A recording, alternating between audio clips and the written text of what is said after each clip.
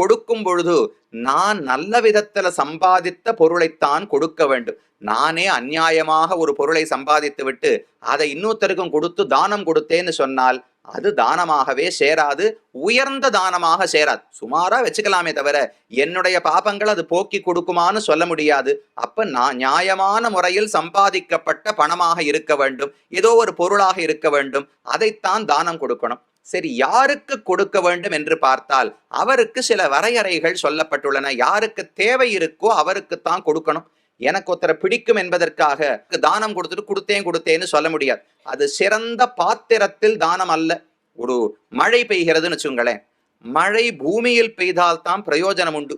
கடல்லிருந்து தண்ணீரை மேகம் எடுத்துண்டு திரும்ப கடல்லையே கொட்டித்துனா யாருக்கு என்ன பயன்? நமக்கு ஒரு சொட்டு தண்ணீர் கூட கிடைக்காது. விருதா விருஷ்டிஹி சமுத்திரேஷுன்னு தெரிவிப்பார்கள். ஒருத்தர் நன்னா சாப்பிட்டுட்டு இப்பதான் கையாலம் என்று எழுந்து வந்தார். சாமி வாங்கோ வாங்கோ, நான் அன்னதானம் பண்ணிட்டு இருக்கேன், இங்க இலையில உட்காருங்கோ சாப்பிடுங்கோன்னு சொன்னா திருப்தி அடைந்தவருக்கு போஜனம் அன்னம் கொடுத்து பிரயோஜனம் கிடையாது.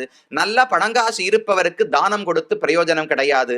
அப்ப யார் தேவையில் இருக்கிறாரோ, யாருக்கு கஷ்டம் இருக்கிறதோ அவர்களை பார்த்து கொடுக்க வேண்டும்.